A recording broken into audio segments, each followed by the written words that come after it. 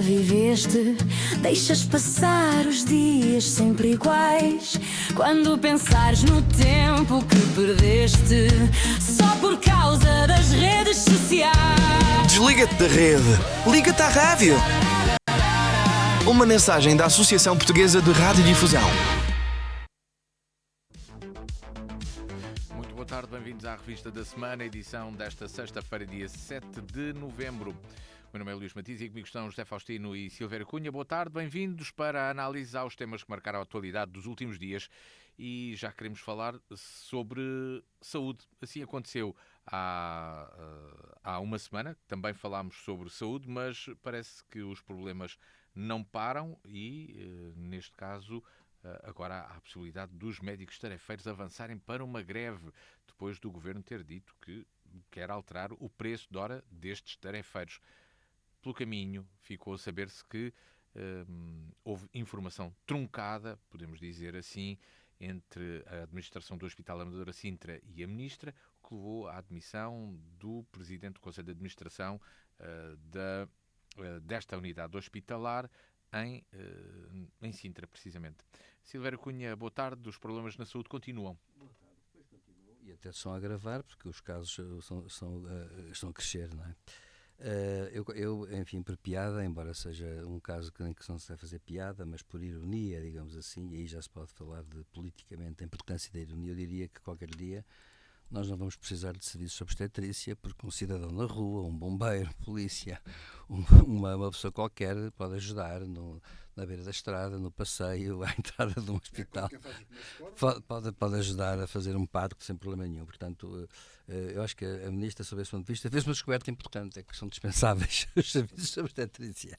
Bom, mas de facto, a questão que se coloca é esta, é que, vamos cá ver, eu acho que estas questões, como a da saúde, e não só, mas aqui estamos a falar da saúde, são questões que são muito profundas. Portanto, erros vêm de muito longe, de outros governos também. E, portanto, é um problema que se coloca, eu diria assim, é um problema que se coloca até geracional, inclusivamente, porque já aqui, aliás, na semana passada falámos da própria autoimagem que os profissionais de saúde têm, que é muito diferente daquela que existia, sei lá, há 40 anos, por exemplo.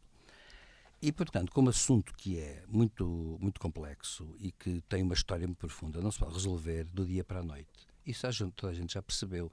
E não há partido nenhum responsável que possa dizer que a questão se pode resolver. O problema é que a Ministra da Saúde, e o Governo em primeiro lugar, mas a Ministra da Saúde em segundo, que faz parte do Governo, vieram dizer que se podia resolver. E disseram que iam resolver facilmente. O Montenegro é bom lembrar que nas eleições, nas penúltimas eleições, já prometeu que resolvia o problema em 60 dias. É bom lembrar isso. E depois disso... Eu disse que apresentava planos para resolver. Para resolver em 60 dias. Não, apresentava em 60 dias. Sim, 60 dias. E depois não apresentou. E depois a Ministra diz que ia apresentar planos disto, daquilo, daquilo outro, de urgência, para aqui e para lá. E à medida que os planos vão sendo apresentados, na verdade, o que é que sucede? Sucede que há admissões sucessivas, há admissões e admissões sucessivas pela própria Ministra. E depois há uma coisa que, claro, levanta sempre a questão da responsabilidade política. E claro, eu devo dizer que é preciso, eu disse na semana passada uma coisa aqui que eu queria retificar, porque eu penso naquilo que digo e depois às vezes repenso naquilo que digo. Vamos cá ver. A questão da responsabilidade política não é no sentido de como eu disse isso aqui, não é no sentido de atribuir à Ministra responsabilidades pessoais. É o problema do lugar, isto é, a pessoa ocupa um lugar e à partida, como é a cúpula da administração pública naquele setor, é evidente que é sempre responsável pelas nomeações que faz, pelos planos que ordena se executem, etc. Ora bem, quando tudo isso não resulta e é um fracasso e começa a desmoronar-se porque começa a haver erros sobre erros sobre erros, claro que é politicamente responsável. Eu até vou mais longe, podia dizer assim, quando Marta Temido se demitiu porque morreu o primeiro doente, pode ter exagerado. Pois bem, mas acontece que agora já morreu uma data de gente. E a verdade é que depois de haver muitas modificações, tudo para o melhor, e eu continuo convencido, toda a gente quer o melhor, como é evidente, é claro que há aqui um erro de quem está no cume, digamos assim, no vértice deste setor da administração, que é a Ministra neste caso. Portanto, o que é que sucede? É que tudo isto começou a criar um descrédito muito grande das instituições. E depois também há uma coisa que é preciso dizer, que é a seguinte: a senhora Ministra da Saúde não tem uma forma fácil de comunicar. ela comunica com alguma arrogância, nem sempre fala de uma forma, digamos, muito clara, porque no fundo ela só diz: não me admito, eu estou aqui, digamos, como quem diz, estou aqui para aguentar o que quer que seja. Sim, mas está aqui a aguentar o que quer que seja.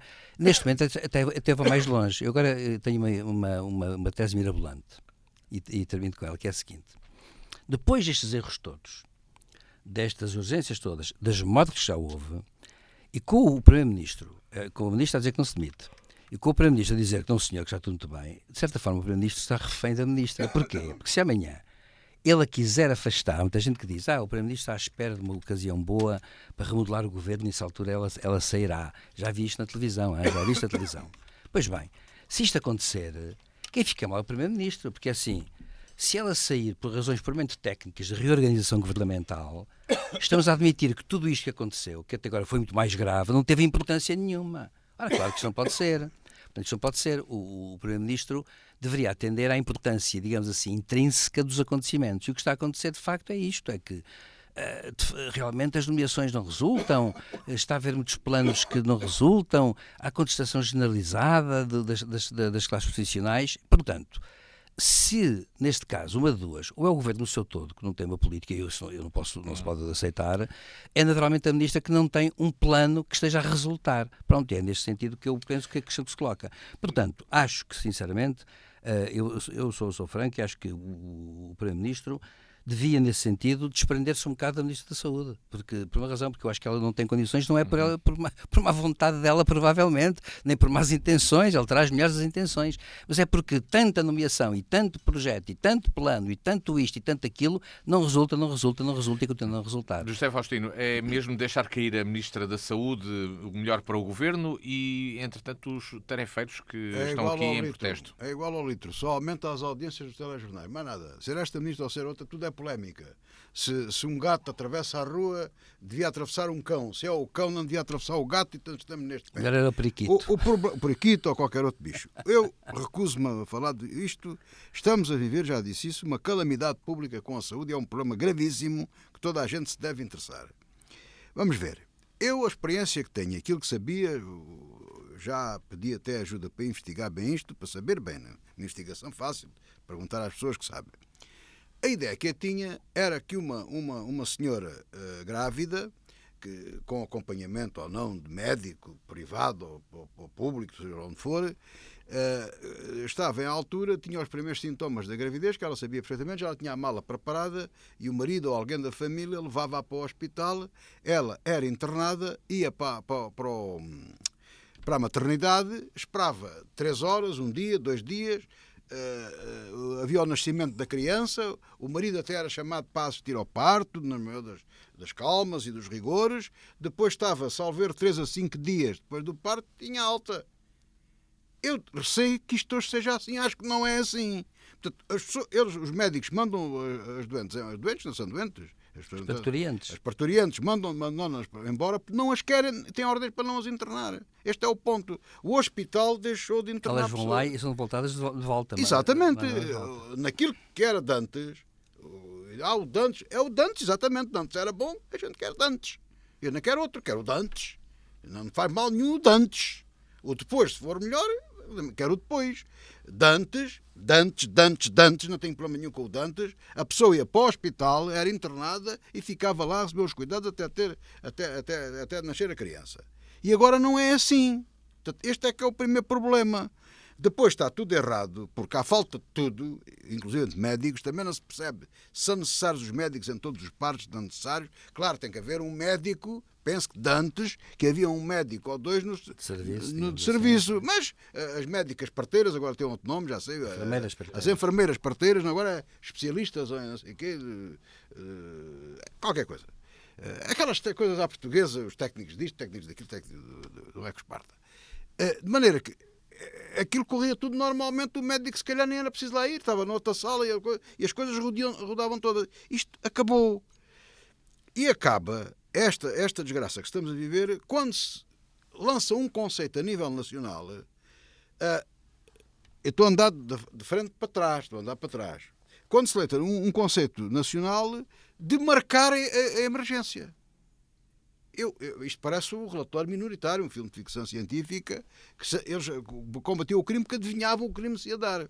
Ou seja, fazendo ficção científica, eu, como cidadão, se tiver a infelicidade de ter um desastre, peço imensa desculpa, não fui assistido, porque não requisitei a assistência do desastre que havia de ter daqui a meia hora.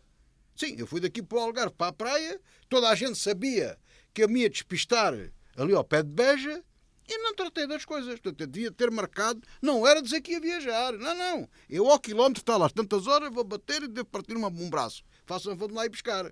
Não marquei. Ninguém está à espera. Quer dizer, isto não é assim. Quer dizer, isto parece um filme de brincadeira. Eu nem sei como é que os humoristas não agarram nisto. Portanto, este aqui é que me parece a mim que é o ponto disto tudo.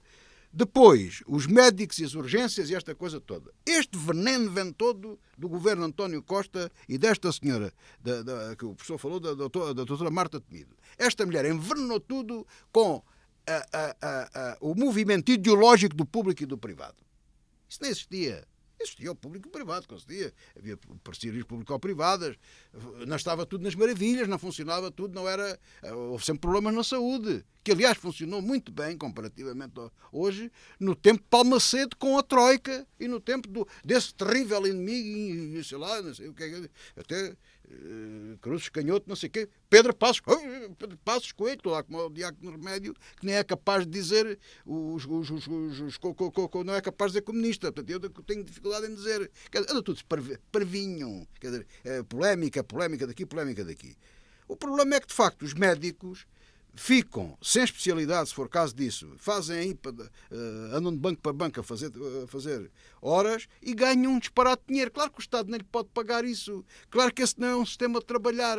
O Serviço Nacional de Saúde, que deve ter público e privado, e as pessoas escolhem para onde é que querem ir, um hospital, entre determinadas características, eu não sou especialista, tem que dizer os itens necessários, como para um curso universitário, como para uma padaria, como para uma nave industrial, qualquer coisa tem que ter determinados requisitos. Um hospital, suponho eu, que a partir de determinada dimensão deve ter urgências, seja público ou seja privado, e tem que cumprir aquilo. Não pode estar aberto às segundas, terças e quartas e de férias ao domingo ou sábado e depois abre-se a abrir na sexta e na quarta. Não pode ser. Isto não existe. Portanto, isto está tudo mal desde o princípio. E agora começa-se a falar e a tentar resolver e a tentar remediar as coisas. Mas isto, como digo, é uma calamidade pública. E a calamidade tem que se resolver. Não se resolve com a saída da ministra. Não se resolve com a saída da ministra. Nem que metam lá uma ministra todos os dias. Eles têm. A única coisa que eu ouvi correta no governo até agora, salvo melhor opinião, foi: vamos mudar a lei de bases da saúde. Ora, aí está a grande medida, porque ali é que está o veneno. O segundo veneno foi nomeado aquele senhor, não está em causa. Excelente médico, fez um trabalho extraordinário no São João no Porto. Lá devia ter continuado, ainda hoje lá estaria. Excelentes médicos. Aliás, a mim causa-me sempre uma grande confusão quando vejo os médicos a fazer outras coisas que não seja medicina. Porque eu digo, esta gente são bons médicos e estão os doentes sem médico, não é? Faz-me confusão. Portanto, a primeira coisa foi fazer o Araújo. Mas o Araújo não tem nada, o homem não tem mal nenhum, daquelas do subsídio. Não, elas deviam ter acabado. E aí estou de acordo, foi um erro deste governo não ter acabado com aquilo da direção do Serviço Nacional de Saúde. Mas que é aquilo? Então não há o Ministério da Saúde. Então, ao Ministério da Saúde há um Serviço Nacional de Saúde, mas que o Serviço Nacional de Saúde é aquele. Quer dizer, a gente não sabe bem como é que isto funciona. Eu pergunto, o Hospital de Évora, por exemplo, que se chama do Espírito Santo, é ou não é uma unidade, uma entidade pública empresarial? Está lá ainda, é PE. É ou não é? Se é até a autonomia funcionou de determinada forma, que eu sei, não sei se funciona assim. Portanto, isto é tudo uma confusão tão grande que estamos hoje perante uma calamidade pública. No caso das grávidas e no caso das urgências e no caso de tudo. Passamos para outro tema. Saliente, no entanto, uma coisa positiva já agora. Isso até se fez a lei desta semana e a gente fez a notícia.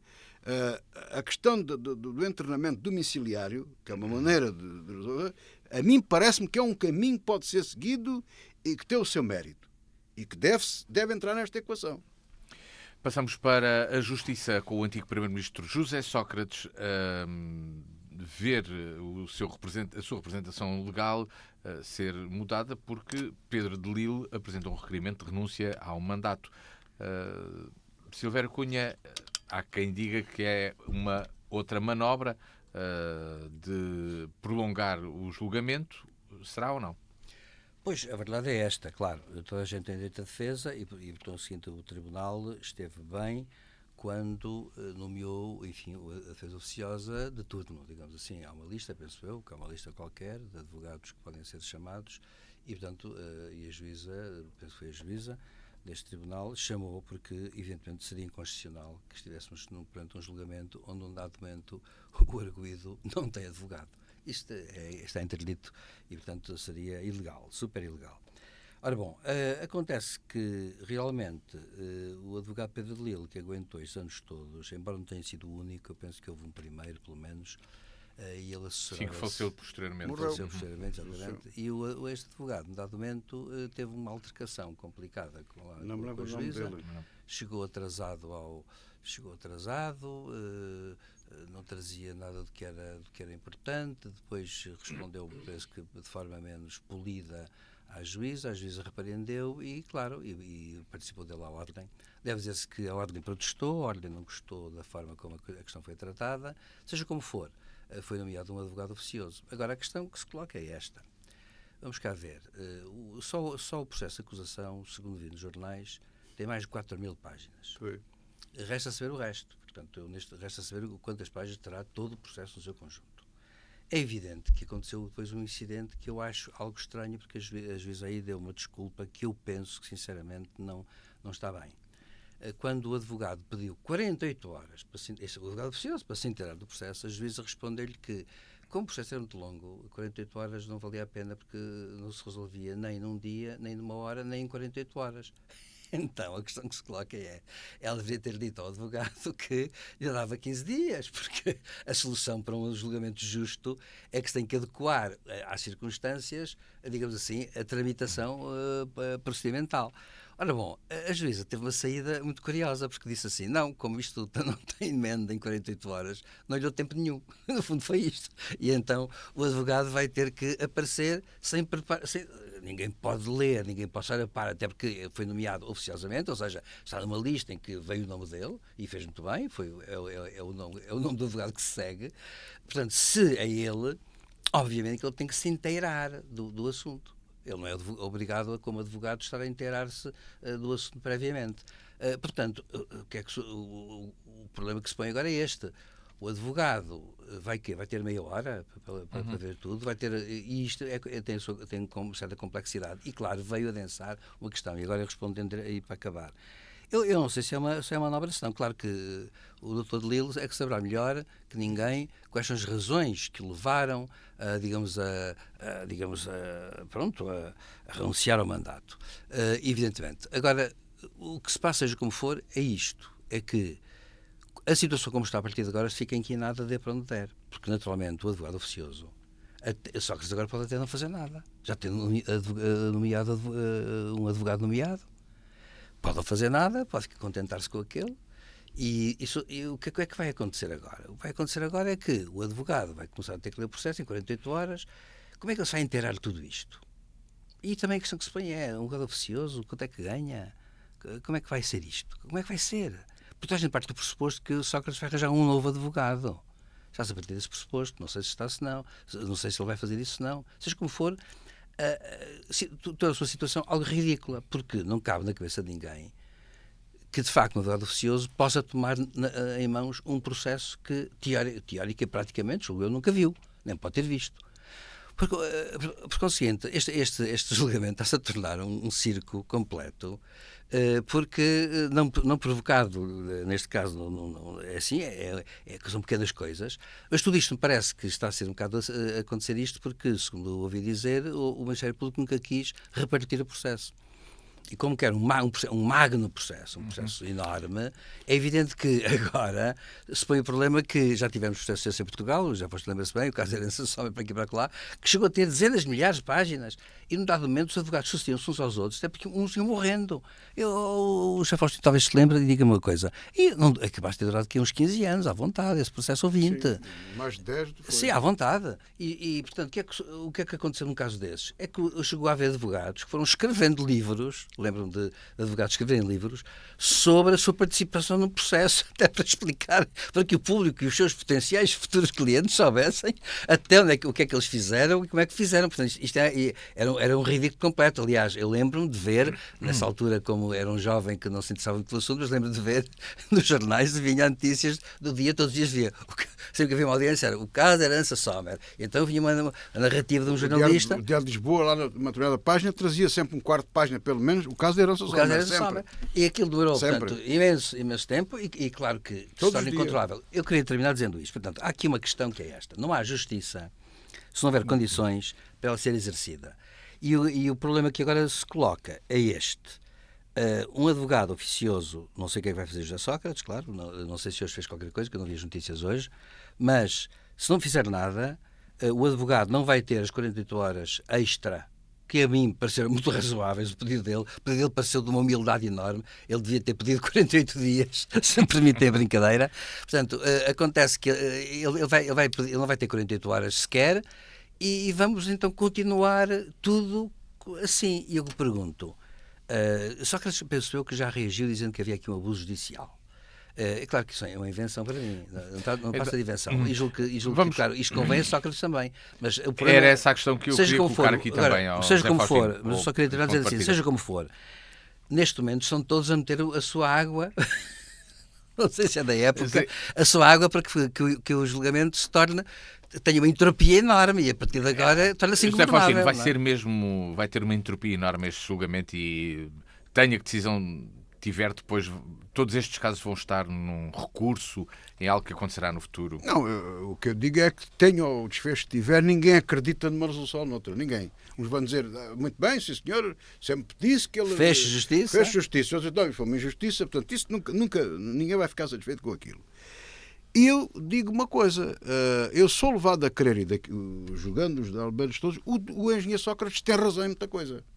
Tem mais razão do que aquilo que lhe apontam. Porque montou-se um circo. Eu estou aqui a dizer isto. Se eu tivesse a dizer isto numa televisão em Lisboa, já não falava mais vez nenhuma. Era a última. Não tenho dúvidas nenhuma. E não venham cá com tretas das liberdades de expressão e de uma linha. O ponto é este. Acontece, só que acontecer são manobras do engenheiro Sócrates para criar entropias no tribunal, se não sei quê, e o outro é sempre... Eu não sei, não estava lá dentro, não sei. Há uma coisa que já aqui disse várias vezes, ainda não o engenheiro Sócrates pensava em ser condenado não em ser julgado, em ser acusado, nada. Que me faz mal a arrogância dos tribunais, sempre aqui manifestei isso. O lugar cimeiro do Ministério Público, estou farto de dizer isso. A maneira como sentam dentro da sala, isso a mim faz mal. Atenção, tem que haver respeito, temos que nos respeitar todos uns aos outros. E era a última coisa que nós queremos, é que um juiz...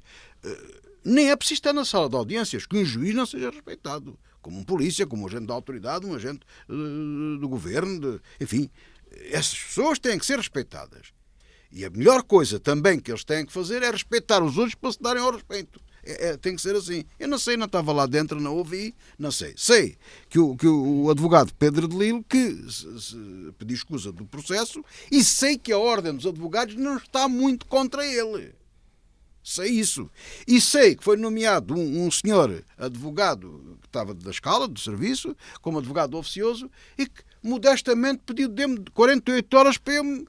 Ele explicou, então ouvi o homem explicar, eu queria dar uma vista de olhos naquilo, saber quem eram as testemunhas que estavam ali a ser interrogadas, falar com o engenheiro Sócrates para me dizer mais ou menos as coisas, enfim, para ouvir, para me estar dentro do problema. E, mas, ela não nos deu, mas agora deu, porque... parou, hoje é sexta-feira, sexta, sábado e domingo, já tem as 40 horas que ele quer. Porque ele não desiste, ele já disse quanto é que estava, é 20 euros por hora, e se o engenheiro Sócrates não pagar, porque a juíza acho que já decretou que quem paga é o engenheiro Sócrates. Se ele não pagar, tem que pagar o tribunal, porque ele é nomeado pelo tribunal, tem que pagar. É o preço que está na tabela, são 20 euros por hora, e ele diz, o que fez até agora deve ser pago 400 euros. Ele já fez as contas, foi de uma sinceridade extraordinária. Aliás, ele até é invisual, é engraçado porque chama muita atenção para a gente perceber, mas tudo num raciocínio. Aliás, ele já andou metido noutro... Aliás, esteve na política também. Esteve na política e também teve partido problemas. Da terra. Sim, também várias coisas. Mas pronto, o homem foi todo razoável. Agora, eu pergunto, foi para perder tempo? Até a ministra, a juíza, quando não dá 48 horas ao advogado para se inteirar de uma coisa, é para ganhar tempo?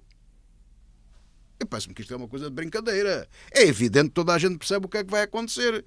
O doutor Pedro de Lille tem todo o direito, errado ou não, isso logo se verá o que é que acontece, em tomar as decisões que toma.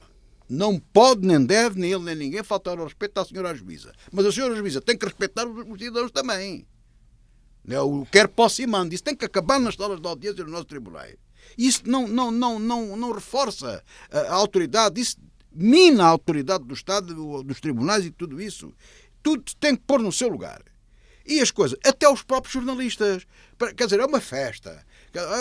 Já há uma polémica. Então qual é a polémica de hoje de manhã? É uma polémica de manhã, outra à tarde, outra... Há polémicas para todo o gosto. E até no caso de Sócrates, é polémicas todo o dia. Aquilo parece um espetáculo. Ele, quando foi preso, já tinha sempre os jornalistas ali à porta da prisão. Depois foi solto, acabou-se ali. Agora é o tribunal. Está lá sempre, ele prestar declarações, depois fala, não fala e deixa de falar. Tudo isto é anormal, tudo isto é atípico. E tudo isto transmite uma intranquilidade, uma incerteza às pessoas extraordinária. E estão zangados aqueles que são contra o engenheiro Sócrates, estão zangados os outros que querem ver a justiça a funcionar. Para saber se o homem é... Agora, seja qual for o resultado, já ninguém acredita naquilo. Acho eu. Passamos a falar de presidenciais. Ele vai nomear, naturalmente, vai nomear outro advogado, como é evidente. Duvido que este senhor advogado oficioso que ele vá contratar, até porque ele há de ter mais gente a trabalhar, o próprio Pedro de Lille, digo eu, não sei, deve ter outras pessoas a auxiliar e tudo isso, e até já ouvi dizer, já li em qualquer lado, que ele não vai abandonar totalmente o caso, pelo menos nas instâncias internacionais, para onde recorrer vai continuar. Ele não quer continuar aquele tribunal. Portanto, o engenheiro Sócrates há de arranjar outro advogado, mas vamos lá ver. Para o bom andamento da justiça e para a imparcialidade da justiça, ele tem que ter um advogado, não nomeado. O professor sabe, antigamente, se não havia advogado, nomeava-se o oficial de diligência. Quer dizer, mas estamos a brincar com isto tudo. Acabaram com isso. Para dizer que está aí, ele vestiu com uma capa, sentava-se, o oficial de diligência passava a fazer de advogado. Peço justiça. Era o trabalho dele. Isso acabou. Hoje são advogados mesmo que lá estão. Nem sequer estagiários. Não é por acaso. Então, um processo destes é entregue a uma pessoa destas sem um minuto para se inteirar do problema. Pergunta a ele a uma testemunha. Como é que ele intervém ali? Pede justiça? Vamos falar de presidenciais com uma nova sondagem. Agora a dizer que Henrique Gouveia e Melo continua a ser o preferido dos portugueses na corrida a Belém. São conclusões de um barómetro da Aximage divulgado no início da semana, que indica que o militar poderia contar com 24,4% dos votos dos inquiridos. Não ganharia a primeira volta, mas ganharia a segunda. Silvério Cunha, estas presidenciais vão ter muita tinta para correr, vão ser mais disputadas do que aquilo que se pensava. Claro que vão, porque têm muitos candidatos e alguns deles representam, como já aqui disse, criticando, diga-se passagem, partidos políticos diretamente. Portanto, a figura do Presidente da República está pervertida, se assim se pode dizer, hoje em dia pelo conjunto de candidatos que representam diretamente partidos políticos. Acho isso um erro que é sintoma, volto a dizer, de crise do sistema político. Naturalmente que não é assim quando, como aconteceu outrora, como acontece noutros países, quando há, por exemplo, dois candidatos importantes que representam dois blocos que, por si só, já são conjuntos de famílias políticas ou aparentados que se juntam para apoiar um candidato. Nessa altura, o candidato transforma-se, digamos assim, de líder político ou partidário, passa a um líder político suprapartidário. E o que se passa nestas eleições, pelo contrário, é que estamos mediante uma espécie de microcandidatos, porque representam a micropolítica. Cada partido vai ter o seu candidato e ainda devem aparecer mais um dia destes. A única exceção, de facto, é o Almirante Gouveia Melo, que de facto não tem partido, que aparece à frente, mas em sondagens que umas dão em terceiro lugar ou em quarto, outros dão em primeiro, quer dizer, as sondagens também valem o que valem, digamos assim, depende muito dos pressupostos de que partem, ou então a opinião pública também desorientada, o que também é mau sinal. Agora, eu acho que o Almirante continua, digamos assim, é de certa forma o candidato enigma, porque os outros têm todos um discurso que já sabemos qual é, que é expectável. Nós sabemos o que é que há de dizer Ventura, o que há de dizer António Filipe, o que há de dizer Seguro, o que vai dizer Marcos Mendes, por exemplo. Já toda a gente sabe o que é que eles vão dizer. Já toda a gente sabe onde é que eles situam. Já toda a gente sabe, aliás, uma coisa que eu acho negativa nas entrevistas que lhes fazem é que eles personalizam, curiosamente, bastante as coisas em termos de, como é que é dizer, em termos de discurso redondo para agradar previamente ao que julgam que é o seu eleitorado natural, ao miolo do seu eleitorado natural.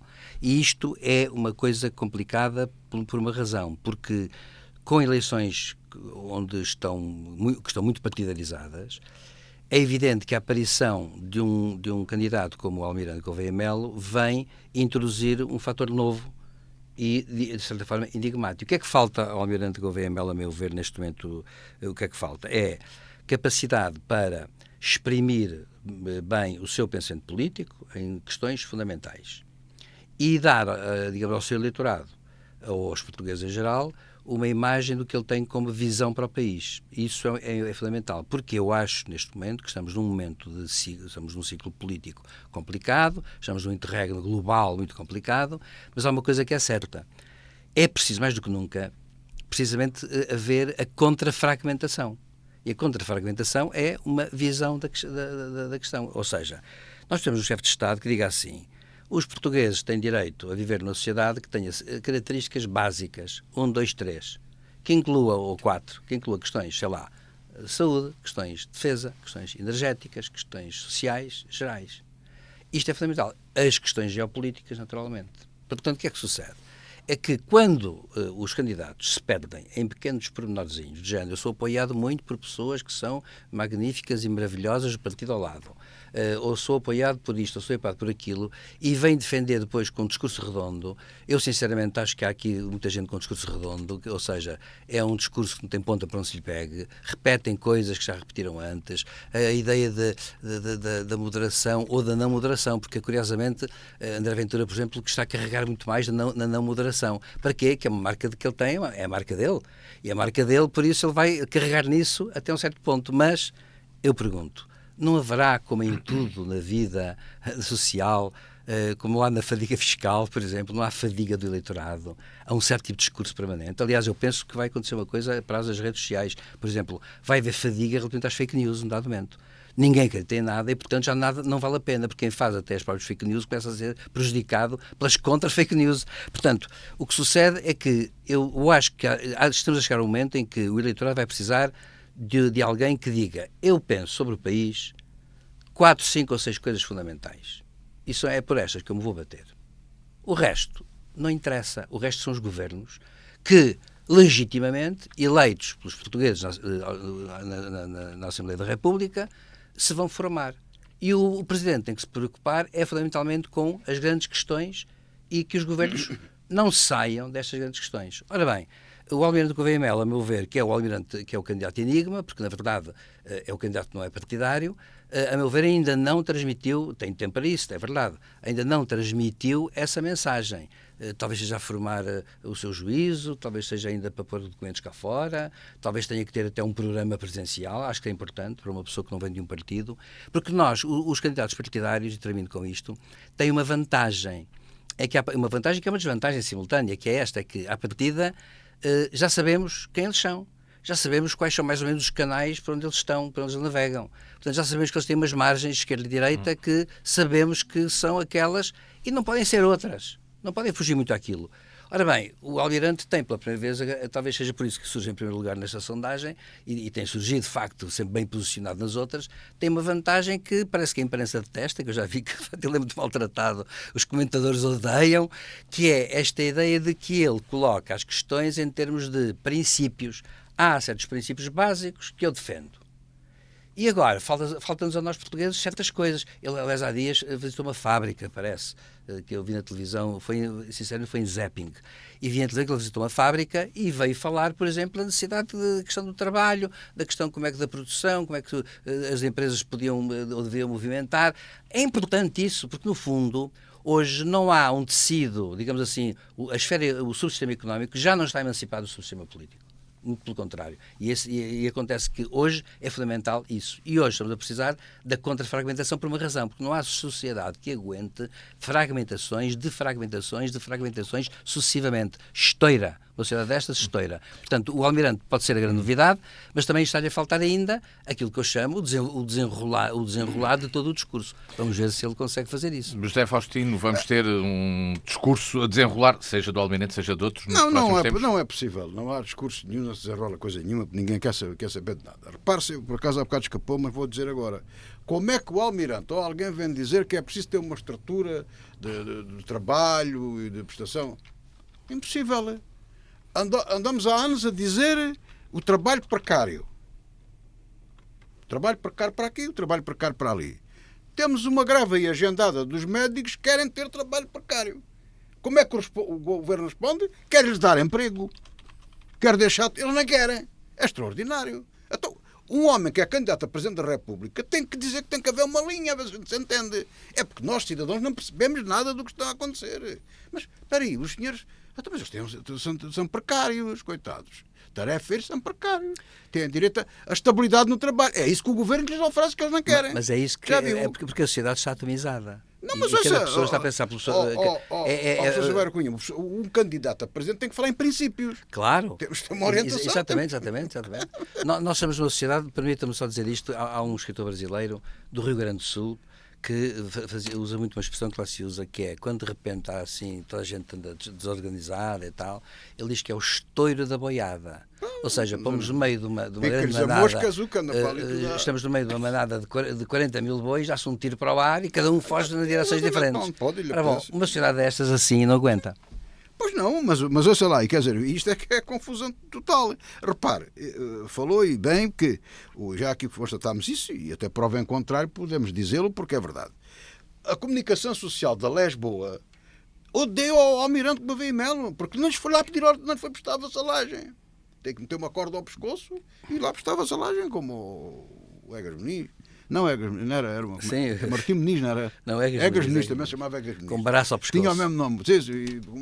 E um burel. E uma corda ao pescoço e a família, tudo, armados em e descalços. Exatamente. E aí, o que vens fazer, meu rapaz, e tal. Bom, eu venho a ver se me deixam e tal. Sim, então tira lá a corda, esse braço do pescoço e tal. Isto é uma vergonha. Quer dizer, eu fiquei surpreendido hoje, agora aqui, quando cheguei, eu não ouvi, garanto-vos, uma palavra sobre esta sondagem. Ouvi foi um espalhafato tremendo a semana passada, porque o Almirante já tinha os outros à frente. E a imagem não é propriamente uma coisa ali de uma chafarica de vão de escada. Não ouvi uma palavra só. Isto assim não vamos a lado nenhum. Quer dizer, eu, com toda a franqueza, digo o seguinte. Dos candidatos que eu tenho ouvido, não os tenho ouvido de uma forma sistemática, nem vou ouvir, por todo o respeito que os nossos amigos ouvintes nos merecem, vão-me desculpar, mas eu não vou ouvir, não tenho paciência para ouvir tudo, não vou. Mas não tenho ouvido tudo, mas tenho estado atento para me permitir dizer as coisas e analisar as coisas como estamos aqui a fazer. Há uma coisa que eu digo, e tem que ser justo, cada um à sua maneira, todos têm passado a sua mensagem. Quer dizer, ainda não vi assim, pessoas com problemas de gaguez, problemas de... Não, dizem o que lhes vai na alma, aparece aquele simpático, não sei, vou-lhe chamar doutor, candidato do LIVRE, parece que vai desistir, se o outro, lá está, meter a corda do Egas Muniz ao pescoço e diz, eu sou de esquerda e tal, se calhar como aquele de Nova Iorque, cada um segundo as suas necessidades e cada um segundo as suas possibilidades, que é um grande princípio. Está-se mesmo a ver, eu com 72 anos, aqui já com a barriguinha um bocadinho grande, as necessidades que eu tenho de comer e de beber e de medicamentos, trabalhar, as minhas possibilidades são poucas, não contem comigo. Isto já faliu em todo o lado, já não aceita em lado nenhum. Mas ele tem direito a dizer as coisas dele, é como as enormidades do Ventura, não é? Aquelas coisas todas que ele diz, todas aquelas trapaças que vai armando, mas está dentro da linha, quer dizer, eu não vejo ali nenhuma carta fora do baralho. Claro, pensemos nisto. Se andarmos muitos anos para trás, ganhou um militar, que era o Ianes, foi candidato e ficou em segundo o Otelo. eram militares, falavam uma linguagem diferente, mas as pessoas percebiam-nos. E na segunda eleição ficou até outro militar em segundo, que foi o Sós Carneiro. A seguir. A seguir, sim. Pronto. Mas, também militar. mas toda a gente os percebia, mas eles falavam de forma diferente. Falavam de forma diferente. O general Ramalhianos não era aquele sotaque de Alcaíns, não era por isso. Falavam de forma diferente. Porque os militares e as pessoas que não estão na política, que não têm aquelas manhas, aquelas horas passadas nos corredores da Assembleia, falam de maneira diferente. Nós aqui falamos de forma diferente. O professor lá na academia terá uma forma de falar que nós aqui de fora não é mal nem é bem, é assim, são procedimentos, são coisas. Mas eu tenho visto tudo normal. Agora, o que eu vejo anormal é as perguntas anormais que fazem às pessoas normais. Com toda a franqueza, é onde eu tenho visto.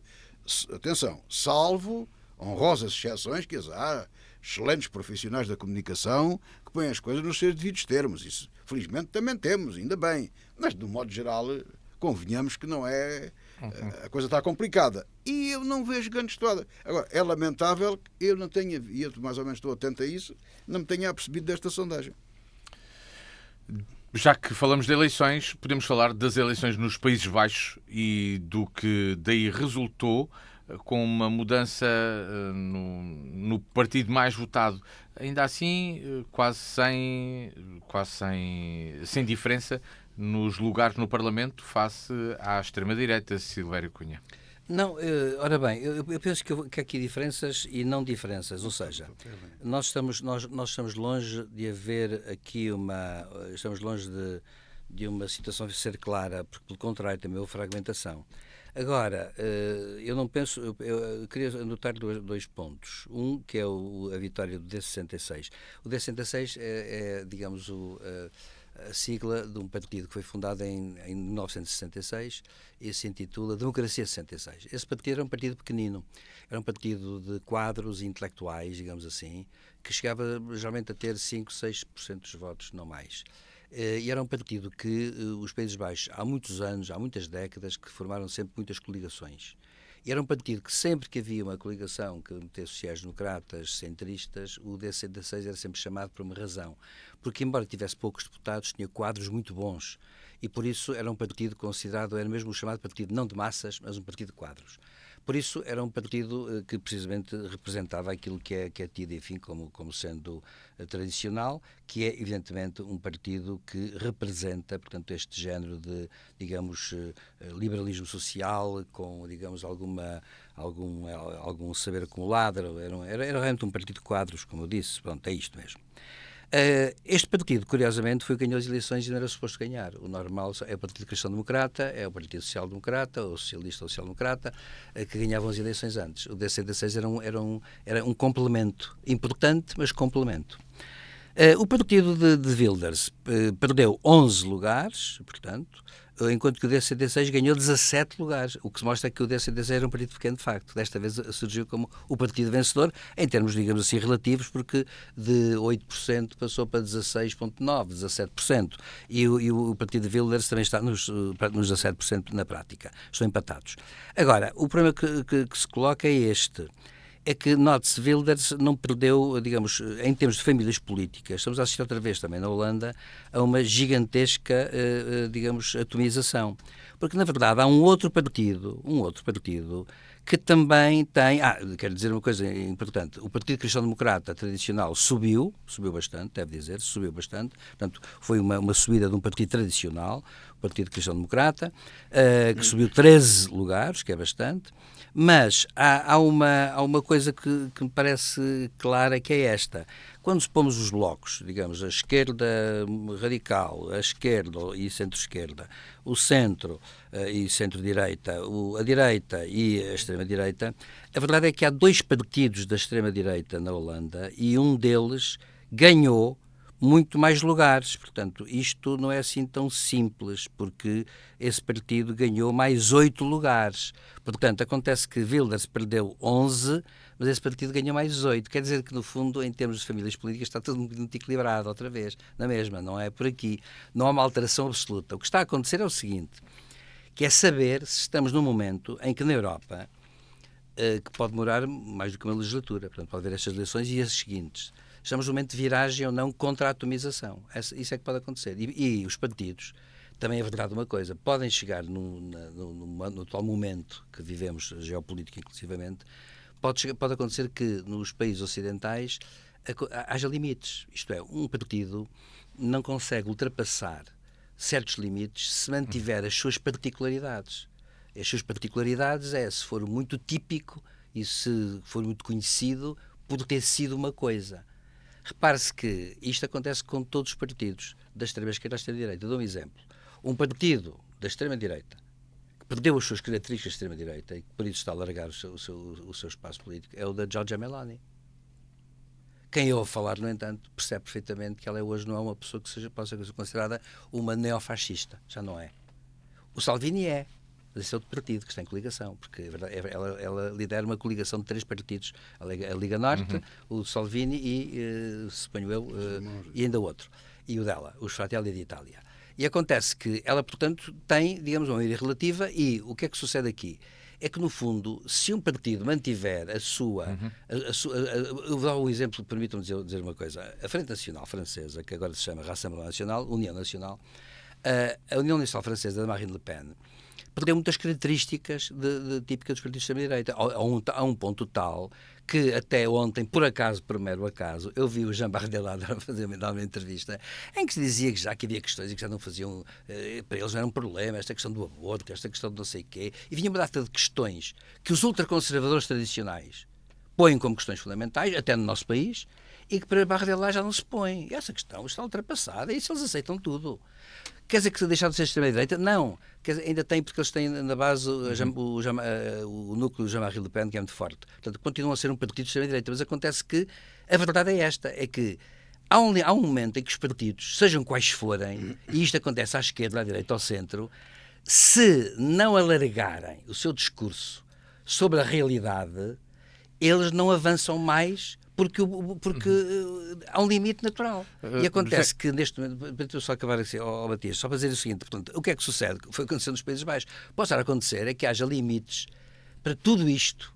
E o que pode haver é partidos que substituam outros, mas o miolo seja esse. E, portanto, o que é que vai acontecer? É que não pode haver eternamente partidos a crescer, a pulverizar-se, e um deles sempre a crescer muito, ao ponto de ter, por exemplo, metade mais um. Note-se uma coisa, para dar um exemplo, eu acabo outra vez com a questão da França. Note-se uma coisa, a França ainda hoje, a União Nacional Francesa, é um partido que tem 20 e tal % dos votos.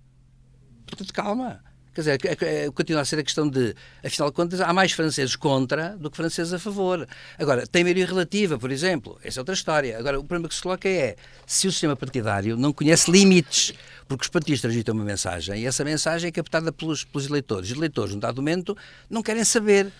Então, se aquele limite for ultrapassado, já não querem saber desse partido. Daqui a pouco falaremos também das eleições nos Estados Unidos, mas para já ainda nos Países Baixos, José Faustino, como é que se lê o resultado destas eleições que há uns anos, quando Wilders ganhou, provocaram muita... É que ele disse que ia ganhar agora. Exato, mas que foram apontados, por exemplo, por partidos de extrema-direita como o exemplo de que era possível chegar ao poder.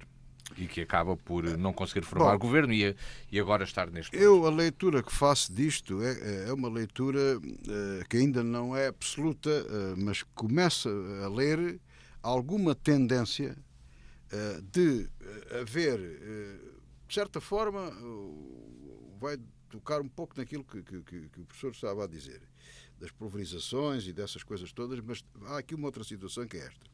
As coisas explodem, quando há pulverizações é porque explode. E o que acontece, ou tem acontecido, não sabemos, quer dizer, também não sei se continua a acontecer ou não, e já lá vou explicar o meu ponto de vista. As pessoas querem, o caso do Chega em Portugal, querem alternativas àquilo que sabem que não funciona, naquilo não está bem. Mas, em casos mais adiantados, como é o caso dos Países Baixos, e agora recentemente nos Estados Unidos, lá estivemos a falar sobre isso, as pessoas já perceberam o que é, como é que é. E há sempre aqueles irredutíveis que estão sempre ali e não saem dali. Mas as pessoas percebem que na prática não é bem assim, quer dizer, é uma desilusão, porque fez-se mal, o A fez mal, o B fez mal, o C fez mal, mas agora vê o Z, este é que vai fazer bem. Então. E depois é igual ou pior. E salvo melhor parecer, parece-me que está-se a verificar alguns sintomas, não é a coisa certa, a pôr as coisas, por um lado, a pôr as coisas no lugar, a juntar outra vez as coisas, e por outro lado, a haver um reposicionamento, se assim se pode dizer, ao centro. E até estou convencido de outra coisa, mas também não tenho a certeza, como digo. Isso acontece porque a novidade era e é, de certa forma ainda, porque agora os processos também são, isto é tudo dinâmico, isto é tudo igual em todo o lado. Estes processos era a novidade à direita, à extrema-direita. Mas eu estou convencido que vamos verificar esta tendência de reposicionar tudo outra vez, mesmo em relação à extrema-esquerda. Repare-se que em sítios onde as esquerdas, que nós consideramos extrema-esquerda, por exemplo, a Venezuela, Cuba, etc., as pessoas já perceberam que aquilo não funciona, não é? Agora, é preciso haver mecanismos, não digo democráticos, porque não existe lá democracia nenhuma, tem que haver mecanismos para mudar os protagonistas, não é? Eu posso estar errado, mas a leitura que faço é que noto aqui estes sintomas. E não é por acaso que num espaço curto de tempo, falámos aqui com o microfone fechado, a questão das sondagens e tudo. Eu acho que o fenómeno não é as sondagens falharem, é porque é que elas falham. Acreditando que a maior parte delas são feitas de forma séria, rigorosa e científica, porque é que elas falham? E de antes falhavam menos. Porquê? Por isto. Porque na Holanda tudo pensava vai ter este caminho, mas não. Surpresa das surpresas. Mas depois a pessoa também veio aqui pôr um bocadinho de água fria na coisa para a fervura não levantar muito. Disse, mas atenção, há aqui um partido de extrema-esquerda que também elegeu. De extrema-direita que elegeu. É verdade, mas no cômputo geral houve uma fuga. Sim, claro. para o centro, digamos assim. E sobretudo porque agora parece-me está a criar, não sei, aqui também sou suspeito por uma questão de interesse próprio, também não estou a dar novidade a ninguém, mas parece-me que começa a haver uma crença, pode ser depois uma frustração, nas propostas liberais. Nas propostas liberais, porque são propostas mais concretas e mais simples, porque elas são muito complexas. E os protagonistas que as defendem têm a tendência a simplificá-las. Depois também ficam simples demais, mas são apreensivas pelas pessoas, não é? Por exemplo, se ouvirmos falar o João Coutinho de Figueiredo sobre saúde, é mais perceptível para qualquer outra pessoa, porque ele diz assim, bom, o que nós defendemos é que haja público, privado e social. E as pessoas vão onde quiserem ir. É simples. E as pessoas gostam de ouvir isto. Vamos às eleições nos Estados Unidos, porque aí também houve mudanças, mas mais significativas. Em Nova Iorque, a cidade foi noticiada no dia seguinte como a Red Apple, a maçã vermelha, com uma foice e um martelo sobre a cabeça do candidato Mamdani que venceu as eleições. Mas na Virgínia os resultados também foram bastante diferentes dos esperados. Silveira Cunha, o que é que aconteceu nos Estados Unidos? E em New Jersey também. Portanto, os democratas ganharam 2 governadores em estados que tradicionalmente são democratas, mas que tinham ultimamente fugido muito para o outro lado e ganharam até por maiorias, sei lá, e na Virgínia foi com 60% dos votos, o Partido Democrata ganhou, portanto foi confortável, digamos assim. Eu começava por uma coisa que me parece uma autêntica anedota, mas é verdade, com Trump tudo pode acontecer. É bom lembrar que o candidato que ganhou, o Mamdani, que deve dizer-se uma coisa para já. Eu não acredito, isto é tudo. Devemos pôr aqui muitas reservas de tudo o que aconteceu. Para já, é assim, Nova Iorque é diferente dos Estados Unidos. Nova Iorque é uma cidade internacional cosmopolita. Portanto, acontece que Nova Iorque está sempre diferente dos resultados de qualquer outra cidade nos Estados Unidos. Talvez parecido com Nova Iorque seja Los Angeles, até certo ponto.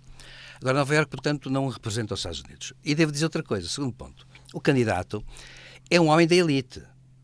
Pais da grande elite, uma irmã que está também na elite e ele também. Portanto, eles não são propriamente representantes dos pobres. É o típico esquerdista da burguesia. Da alta burguesia até. Alta burguesia. E o pai, aliás, como sempre houve, aliás. O pai, aliás, é um grande scholar sociólogo, aliás, inclusive o pai dele. E acontece que a irmã é cineasta, ou a mãe foi cineasta, ganharam prémios, portanto, são pessoas muito ligadas a indianos, ligados portanto, a uma forma também, a mãe é indiana, penso eu. Portanto, são pessoas que vêm da elite social nova-iorquina. O que acontece é que não se percebe que a elite social nova-iorquina, numa cidade cosmopolita internacional, tem gente de todo o mundo e de todo lado. Portanto, isto não quer dizer nada. Mais do que... quer dizer, isto pode não querer dizer nada em termos sociais. Agora, pode querer dizer muito em termos de política, propostas políticas. E aqui é que vem a anedota, que eu acho que é uma anedota genial, porque mete o Trump, não é? Que é a seguinte. No fundo, o Mamdani foi às primárias. Os democratas fazem muito isso, os republicanos também faziam isto. Mas as primárias são uma forma muito democrática, que vem do século XVIII, não é? Muito democrática de escolher candidatos. E ele, num dado momento, tem pela frente o candidato do Partido Democrata conservador, do lado conservador, que é o Cuomo. E, portanto, que era o candidato natural do Partido Democrata. E acontece que havia um candidato republicano, do Partido Republicano. E o que acontece é que o Mamdani ganha com 50,tal% ao Cuomo, que tem 41%, que, diga-se de passagem, é uma grande percentagem, e o Partido Republicano teve 7%. E o que é que aconteceu de incrível? É que, em desespero de causa, o Trump largou o candidato republicano e veio apoiar o Cuomo, que isto é o cúmulo, neste sentido, é que se eu fosse republicano nos Estados Unidos, eu não confiava no Trump nem para emprestar 50 cêntimos, por uma razão, porque ele muda de camisola, mal vê que a coisa está mal parada. Portanto, ele foi apoiar o candidato democrata, que foi derrotado pelo outro candidato democrata. Só e abandonou... uma abandonou... exceção aí nisso, eu já lhe digo qual é. Ok. E ele abandonou, portanto, o candidato republicano. Eu, se fosse candidato republicano, nunca mais podia ver o Trump na minha frente. É um traidor para mim. Para o Partido Republicano ele foi um traidor, porque veio apoiar Cuomo. E Cuomo é do Partido Democrata. Portanto, isto é mesmo... O Trump isto é muito curioso, porque mostra como se trata de uma pessoa... Mostrou o caráter dele. De uma pessoa instável, num certo sentido, muito instrumental, ao ponto de pregar esta partida. Não passa pela cabeça de ninguém que, sei lá, que amanhã o líder do Partido Social Democrata viesse apoiar uma cisão do Partido Socialista, por exemplo. Isso não tem sentido. Quer dizer, só com Trump. É que eu até vou mais longe. Não é com nos Estados Unidos. Não é só nos Estados Unidos, não. É só com Trump. Só com Trump é que podem acontecer essas coisas. Portanto, eu não vejo que a eleição, onde eu penso que há, as redes fizeram logo, ganhou não sei o quê. A verdade é esta. Ele identifica-se com o Partido Democrata. Ganhou o eleitorado democrata, votou nele. Mostra uma coisa, mostra que em Nova Iorque a esmagadora maioria, de facto, é do Partido Democrata. E em segundo lugar, ou terceiro, mostra uma outra coisa, é que as eleições que houve nos outros lados, na Virgínia e em New Jersey, que é Vermont, acho eu, não sei, ganhou o Partido Democrata, o que, com pessoas que são tradicionais do Partido Democrata, e que ganharam, e portanto, aliás, uma delas, a governadora, é loira de olhos azuis, portanto, não tem nada a ver, portanto, não é vitória nenhuma do Partido Democrata esquerdista, não é nada disso. O que acontece é que Nova Iorque é um caso especial. É uma grande vitória do descontentamento. Sim, grande vitória do descontentamento. E depois há no Partido Democrata depois os tradicionais, que ultimamente têm vindo a ganhar, inclusive nos senados estaduais, lugares, o que mostra que Trump, neste momento, de facto, há uma grande rejeição das políticas de Trump. Até porque eu terminaria dizendo o seguinte: a vida concreta, uma vez, é aquela velha história dos macroeconomistas, não é? Que dizem que está tudo bem, que está tudo melhor e as pessoas têm uma vida microeconómica cada vez pior. E acontece que nos Estados Unidos está a acontecer isso. Não sei se daqui a um mês será assim, mas o que eu digo é que eu vi até um economista considerado, de outro país até, dizer o seguinte, que neste momento, de facto, há bolsas de fome muito grandes até em eleitorado do Trump. Porque não há meio da inflação baixar, apesar de tudo, ele tem conseguido algumas coisas, ele diz que vai conseguir muitas coisas no futuro, sim, mas o futuro é amanhã, em termos eleitorais. O futuro é amanhã que é sábado. Portanto, o futuro não é daqui a um ano, não é daqui a 6 meses, porque até lá as pessoas, se não têm dinheiro, não vivem. Portanto, todos nós temos necessidades vitais, mas não podemos passar sem beber e sem comer durante muito tempo. Exatamente. E depois, eu queria terminar dizendo isso, é que ainda por cima, depois do Trump, o shutdown do Congresso é uma coisa que só naquele país, há 37 dias, que é um recorde, que nada funciona. E portanto, o que é que sucede? É que também não se percebe porque são congressistas republicanos que estão a bloquear reformas do Trump. propostas do Trump. O Trump anda furioso com uma data de congressistas e senadores do Partido Republicano. Portanto, isto é uma bagunça. O Trump é engraçado que Trump introduziu nos Estados Unidos uma bagunça gigantesca, incluindo no seu próprio partido. E isto é que é dramático José Faustino, para o Trump José e para Faustino, os Estados Unidos, claro. A reta final do programa. Eleições nos Estados Unidos correspondem ou representam aquilo que tu há pouco falavas da tal viragem ao centro, se calhar, ou perceber que há propostas que não fazem, depois não ser execuíveis. Os tais descontentes. Vamos lá ver, as promessas de quem viu as campanhas do Trump, eu tenho aqui dito, e hoje sabe-se de ciência certa, para mim, pelo menos não se pode fazer caso do que ele diz. Mas o que ele disse, aquilo que ele disse na campanha e aquilo que agora está a fazer, as pessoas não têm dinheiro para comer. Este é que é o ponto. Aqui os funcionários nos Açores, que eram gente privilegiada, até curiosamente disseram que o governo português tinha a obrigação de lhes pagar o ordenado, era o que faltava. Se pode ajudar, acho que o governo regional dos Açores vai ajudar, mas 1.200.000 euros para já. Sim, é um empréstimo às pessoas, às populações que merecem, tudo bem, mas não são obrigados. Como eles apareceram a dizer, o governo devia. Para lá, eles são empregados do governo dos Estados Unidos, eles são empregados do governo da República, nem do governo regional. Calma. Mas isto é uma contradição tremenda, quer dizer, havia quem dissesse, e há cada vez mais voz a dizer isso, que o Trump tem políticas muito claras de defesa dos muito ricos e de empobrecimento dos muito pobres. Isso hoje começa a ser perceptível. Portanto, as pessoas, quando não recebem o seu ordenado, a classe média americana está a sofrer bastante. Está a sofrer bastante e não vai nessa conversa. Portanto, lá está. A extrema, neste caso direito, o extremo, está-se a ver na prática aquilo que ele.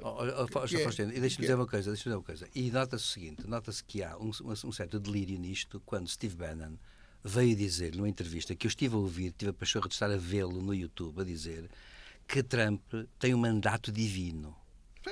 Quando um grupo político diz isto, está tudo dito. Está tudo dito. Porque isto é voltar ao século XVII. Vá lá. Não é? Mas, professor, como é bom de ver, qualquer americano daquele está há 2 meses sem receber nada, com dificuldades, tinha uma vida mais ou menos estável, sem receber, dificuldades em muitos sítios, não é? Porque não sei se as pessoas alguma vez perceberam, eles não são propriamente muito letrados em política, de um modo geral. Embora isto é sempre subjetivo, mas a questão das taxas, parece que ele estava a taxar os outros, não estava a taxar os contribuintes americanos, como é evidente. Portanto, tudo isto, as pessoas na prática veem estas coisas e é muito difícil não reagir a este tipo de situações, pelo menos pessoas quando têm uma posição moderada. E é aqui que eu digo, porque não é só em Nova Iorque. Nova Iorque, o professor já explicou, é Nova Iorque. Nova Iorque é Nova Iorque. Eu fui a única vez aos Estados Unidos, fui a Nova Iorque. Agora, pegando pena minha, afinal não conheço os Estados Unidos, conheço Nova Iorque. Mas eu lembro-me de ver assim, eu estava a olhar para aquilo, como burro para olhar para o palácio, como se chama dizer, e o que eu achava graça era que aquilo, um alentejano, não é? Tenho viajado a algumas coisas, mas pouco, não é? E nunca tinha visto uma coisa daquelas. E aquilo que nós vemos no cinema e na televisão, aquilo existe, aquilo é verdade. E depois dão imagens lá dentro daquilo, a percepção que temos é diferente daquela que a televisão transmite. Nós é que a criamos, ela não a transmite. Depois isso, mas nós olhamos para aquela parte toda da ilha de Manhattan, né, que é toda aquilo parece uma coisa de brincadeira, parece uma maquete, é tão grande, mas a gente está a ver aquilo lá, assim um bocado mais distante, quando vai para lá, parece uma maquete, parece uma coisa de brincadeira. Depois lá perde. É tão grande, não se vê. A gente na rua não percebe a altura daquilo, porque as ruas são muito largas, ao contrário do que se pensa. Mas Nova Iorque é Nova Iorque.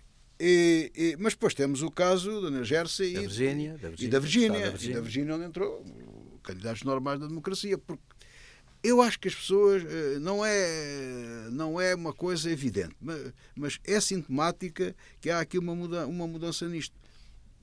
Parece-me a mim, mas posso estar enganado. Já agora, só para terminar, a exceção que eu estava a dizer, estou de acordo, naturalmente. Eu estou convencido de que o Trump não muda de camisola, ele tem mesmo uma camisola de 4 cores, vira-se para um lado e do outro. Só há uma que ele não despe nem muda de cor, é do Putin. Não seja tão mau. Essa professora que disse aqui, não vai haver mísseis Tomahawk para ninguém. Ele na última hora vai falhar. E agora com um problema muito complicado em cima. Não sei se a semana passada já falámos nisso. O Pentágono disse-lhe que podia vender. Vender. Esse outro mito que ele desmontou. Com aquela graganeirice de explicar tudo, já se percebe que as coisas que vão para a Ucrânia é a Europa que paga. Portanto, ele está a vender. São divisas que deixam de entrar. E os outros do Pentágono, pode vender. Nós não estamos necessitados, temos isto controlado, pode vender. Mas a camisola do Putin não o deixa. Bem, e assim chegamos ao final desta revista da semana de hoje, 8 dias. Cá estaremos novamente. O programa está disponível em dianafm.com, também no canal do YouTube da Diana, para ver e ouvir sempre que quiser. Tenha a continuação de uma boa sexta-feira.